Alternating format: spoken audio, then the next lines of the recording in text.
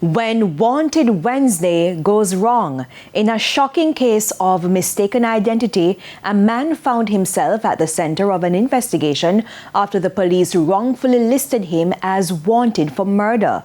Raquel Porter reports. From a man, I never commit a crime. I have never been to a police station. I have never been to jail. And yet, Orlando Grieve found himself wanted for murder. His brother sent this photograph on May 28, 2025. The 26-year-old construction worker had been working with his father in Manchester. I thought it was a prank at first because I know of a page on the media where normally get people picture, post it up and put music on it. Until a couple minutes after, I see everybody start send it to me and know me, and I say, wow, from this one now, right there, so I say, this look real, man, something right about this. So I start dig up now and I try to find out. So I have a police friend that live, it's my neighbor, I live right up the road up there, so I called him and tell him to check. Checks revealed he was wanted in Portmore, St. Catherine. He turned to a pastor and a football coach to accompany him. Thursday morning, about 9 o'clock, he, along with his father and the pastor, went to Mandeville Police Station. And returning myself at Mandeville Police Station, I explained to them what was the issue. And them carry me on a CIB office run I back. After that, them talk to an inspector man and him say, them now have nothing to do with that for them station because enough for them parish. So him say, people hold on.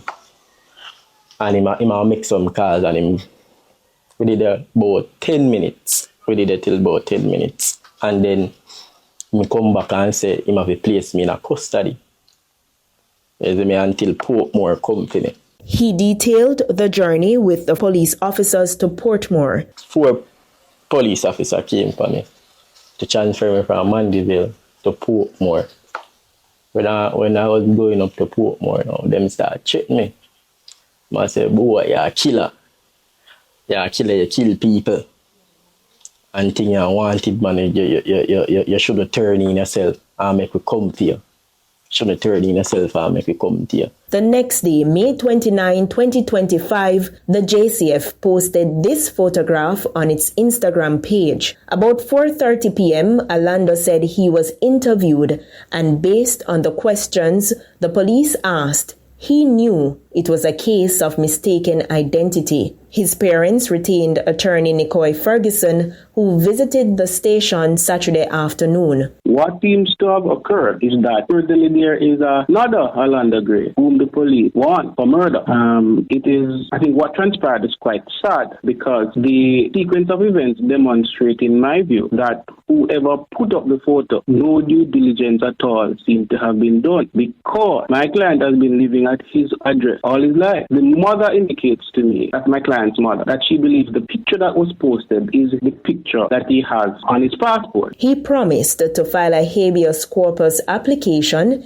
if his client had not been released by Monday. On Monday, June 1, 2025, Orlando was taken to a room in the police station where he was interrogated in the presence of his attorney and subsequently released.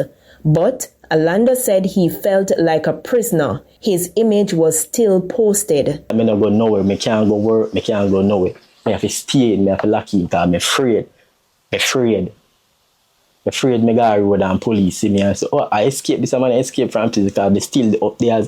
My picture still up there, say me in custody and shoot me or something. I'm afraid I can't go on the road. Here are some of the comments under the post. Man chose to see the judge and not his maker. I know him that. I want to get that picture there. Me broken hearted because he should be in the morgue. Why, Orlando, you can't play. Look like you win the jackpot. We had been seeking clarification from the JCF since Thursday, June 5, but we did not get a response. On Monday and Tuesday again, we sought an official response. Up to Tuesday, June 11, the force still had not responded. But of note, the photo was removed on Tuesday, sometime after 5 p.m. Raquel Porter, reporting for TVJ News. And it's time for another break. More stories when we return.